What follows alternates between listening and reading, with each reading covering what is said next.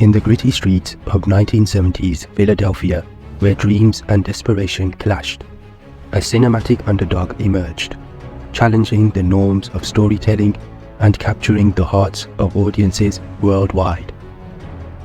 This is the tale of Rocky, a film that began as a passion project with a shoestring budget and transformed into a cultural phenomenon, leaving an indelible mark on the landscape of cinema.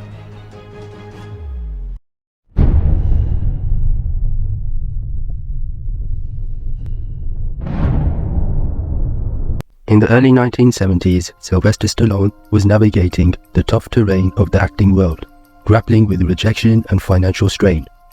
Having set his sights on New York City to chase his dreams, Stallone faced a series of setbacks that demanded unconventional solutions. To make ends meet, he took on a variety of odd jobs, including one that stands out: cleaning lion cages at the Central Park Zoo. This unique role not only paid the bills, but provided Stallone with a front row seat to the majesty of these creatures, offering a perspective that would later influence his roles on the big screen. The physically demanding work included cleaning up after the lions, feeding them, and maintaining their living space. A far cry from the glitz of Hollywood. Yet Stallone's determination to carve his niche in the entertainment industry remained unshaken. Beyond the zoo, he also wore the hat of a gym instructor and even took on a role in a sophomore adult film titled The Party at Kitty and Studs. These were not glamorous chapters, but they were the stepping stones that allowed Stallone to survive and persist in his pursuit of an acting career.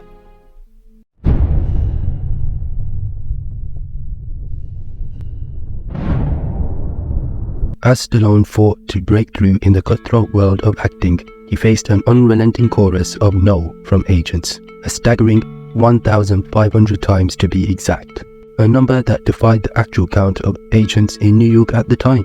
Yet Stallone, undeterred, visited multiple offices repeatedly, even after being thrown out. His breakthrough, however, came from a night-long visit at an agent's office.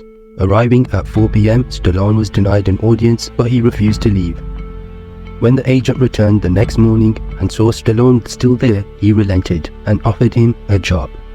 Stallone's initial roles were far from glamorous. He played a thug who ended up on a receiving end of a beatdown.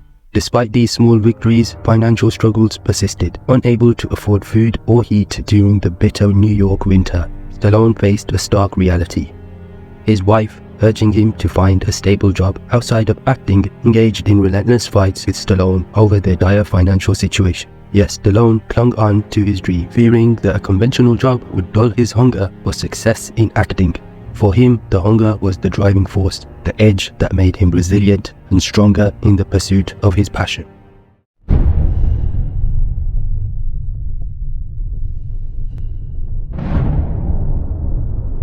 In a moment of desperate cold, Stallone sought refuge in the warmth of the New York Public Library.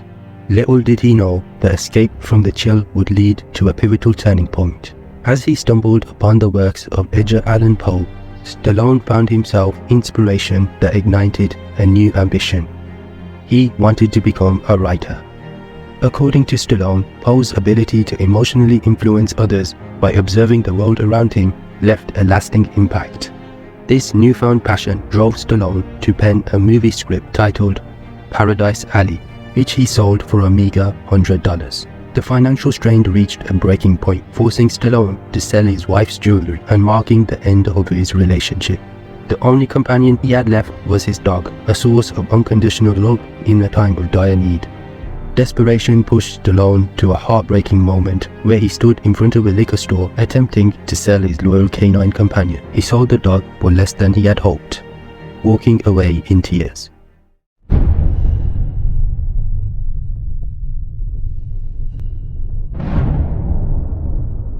Yet a few weeks later, inspiration struck as Stallone watched Muhammad Ali in the ring against Chuck Wepner. Fueled by his newfound motivation, Stallone wrote the script for Rocky in just 3 days. Stallone tried to sell his script and he was rejected numerous times. Finally, he found two men, Robert Shatoff and Erwin Winkler, who really liked the script. They offered him $125,000, but Stallone refused and stated that he would only accept the money if he could star in the movie. The producers did not want Stallone to star in the movie because he was an unknown actor. A couple of weeks later, they offered him $250,000 if he would not star in the movie, and once again he refused. Later, the producers offered Stallone $325,000 and he turned this down as well. Stallone felt that Rocky was his story and that it was incredibly important for him to play the lead role.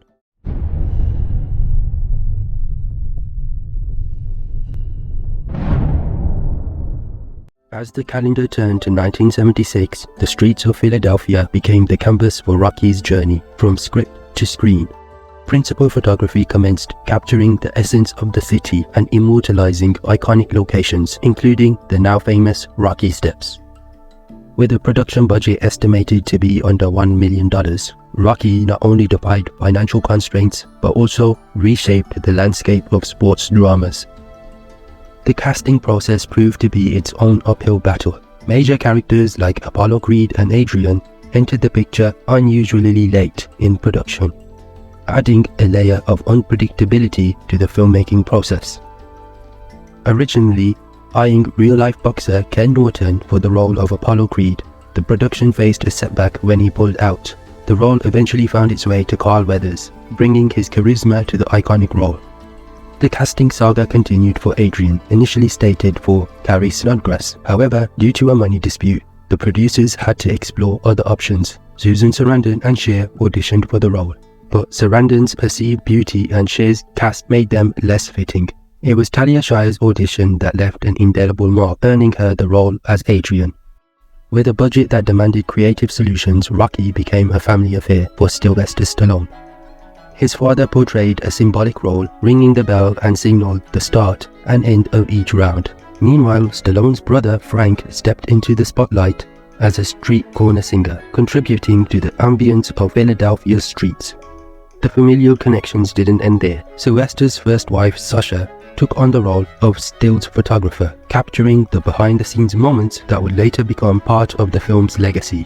Beyond family, Rocky featured notable cameos including Stu Norton, the former Philadelphia and then Los Angeles television broadcaster, playing himself alongside radio and TV broadcaster Bill Baldwin.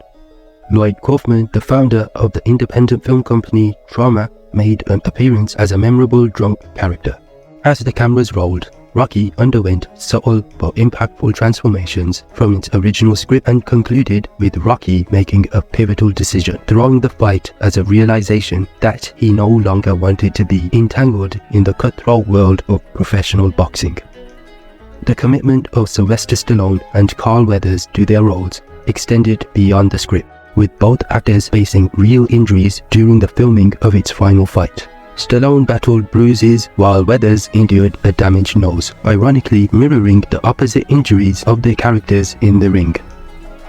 Budgetary concerns also shaped the storytelling, exemplified by the first date between Rocky and Adrian. Originally set to be filmed in a public skating rink during regular hours, the producers had to pivot due to financial constraints. The result was an intimate and remarkable scene where Rocky bribes a janitor to allow them to skate after hours on a deserted ice rink, showcasing the film's ability to turn limitations into creative opportunities. Faking a heavyweight title fight on screen without a massive crowd would be like boxing without gloves, an impossible feat.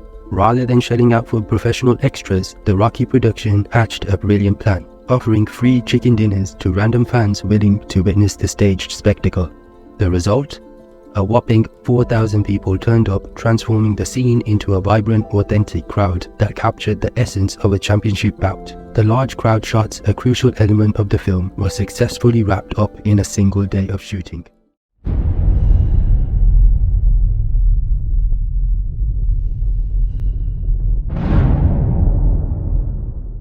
When Rocky hit theaters in 1978, it didn't just make an impact. It landed a knockout punch at the box office. With a modest production budget of under $1 million, the film defied expectations and soared to unprecedented heights. Rocky became a cultural phenomenon, resonating with audiences worldwide. The box office numbers reflected the film's universal appeal. It grossed over $225 million globally. a staggering return on its initial investment. At that year's Academy Awards, Rocky received 10 nominations, including wins for Best Picture and Best Director.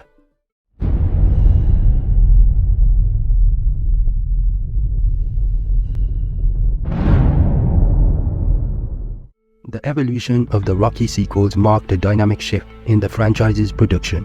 Starting with Rocky II in 1979, the sequels embraced increased budgets, allowing for grander production values and larger-scale boxing matches. The storylines expanded beyond the original underdog narrative, delving into Rocky Balboa's relationships and challenges. With different directors taking the helm, including Stallone himself for some installments, each film brought a unique vision to the franchise. The sequels amplified the global impact of the series, turning Rocky into a symbol recognized worldwide. Despite variations in tone from the grittier Rocky III to the dramatic Rocky IV, the heart of the franchise remained rooted in the themes of perseverance and the indomitable human spirit, leaving an enduring legacy that transcended the boxing ring.